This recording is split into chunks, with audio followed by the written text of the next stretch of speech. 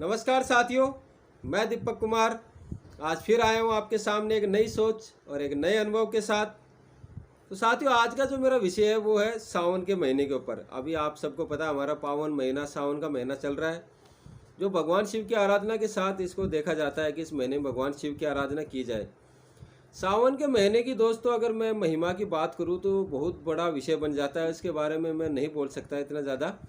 उसमें कावड़ यात्रा, शिव जी भगवान के व्रत, सावन के सोमवार, ऐसे बहुत सारी पूजा करने की विधियां हैं जिनको अगर हम एक एक विषय को भी लेके बैठें या उन पर बातचीत शुरू करें तो बहुत लंबा टाइम हो जाएगा। मैं साथियों कॉमन दो चार बातें आपके साथ आज शेयर करना चाहता हूँ, बातचीत करना चाहता हूँ कि सावन के महीने के अंदर ये क्यों की जाती है। हमारे मन में काफ़ी ऐसे विचार आते हैं, जैसे हमारे घर वाले वो हमें कहते हैं कि भाई सावन के महीने के अंदर हमें दाढ़ी मूछ नहीं काटनी चाहिए, बाल नहीं कटवाने चाहिए, नाखून नहीं काटने चाहिए। तो इसका क्या रीज़न है, ऐसा क्यों होता है कि दाढ़ी मूछ नहीं करनी चाहिए।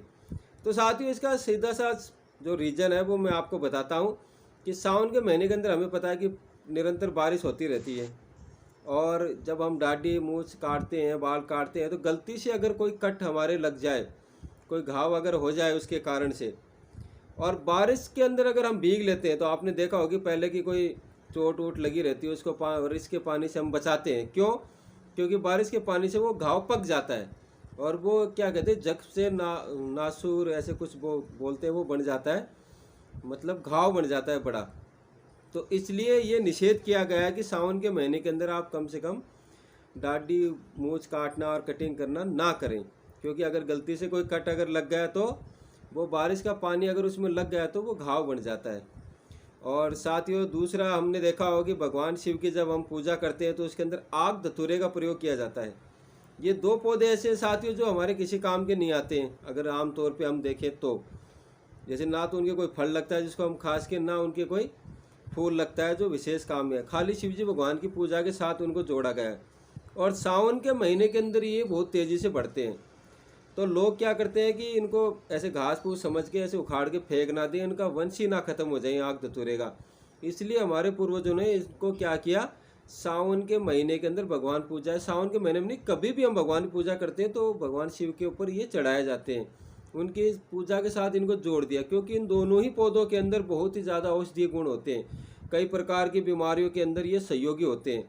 जैसे आग की मैं बात करूँ, आग का पेड़ जैसे हमारे कभी उल्टी का ऐसे जी हो रहा है, उल्टी आएगी उल्टी आएगी, तो आप आंकड़े के दो पत्ते तोड़कर उस तरफ के पैर के नीचे चप्पल के अंदर लगा के दबा के देखो, जिस साइड के नाक से हमें सांस आता है, क्योंकि एक बार के अंदर हम देखेंगे तो हमारा एक ही नाक खुला रहता है, एक नाक थोड़ा सा बंद रहता है। तो जिस नाक से हमें सांस आ रहा है उसी साइड के पैर के नीचे अगर हम आग के दो पत्तों को रख के थोड़ी देर बैठे रहेंगे या खड़े रहेंगे तो हमारा उल्टी का जो मन है वो सही हो जाता है, बिल्कुल एकदम उल्टी नहीं आती है।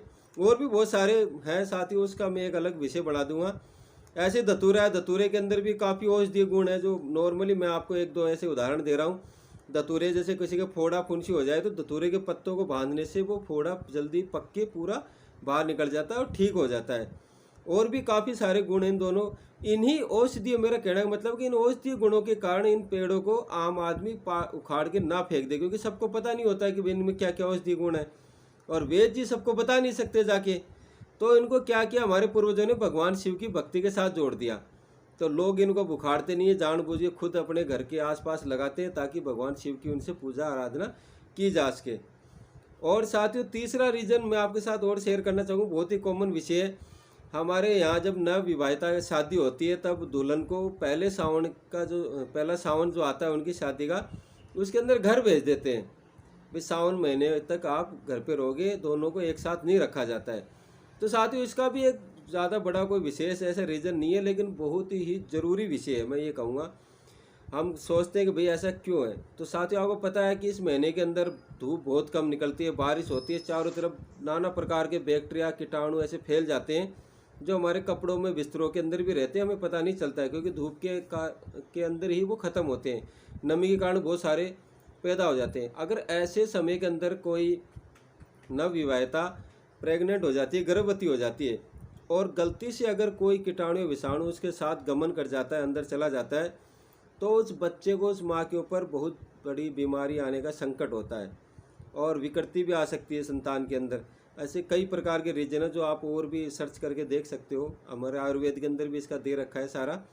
तो इस वजह से कि भाई सावन के महीने के अंदर उनको अलग रखा जाता है कि किसी प्रकार का कोई भी हमारी जो आने वाली पीढ़ी है वो किसी भी प्रकार के रोग से ग्रस्त ना हो। हमारे पूर्वज बहुत ही सोच समझ के सारे रूल रेगुलेशन बनाए थे।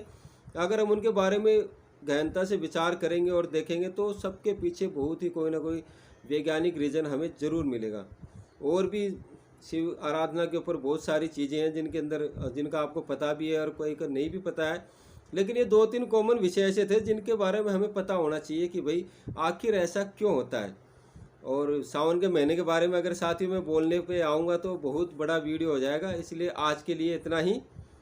धन्यवाद, आज्ञा दीजिए अभी के लिए। आगे और नए नए विषय नए नए जानकारियों के साथ दोस्तों आता रहूँगा आपके सामने। तब तक के लिए विदा लेते हैं। जय माता दी, हर हर महादेव, बम बोले।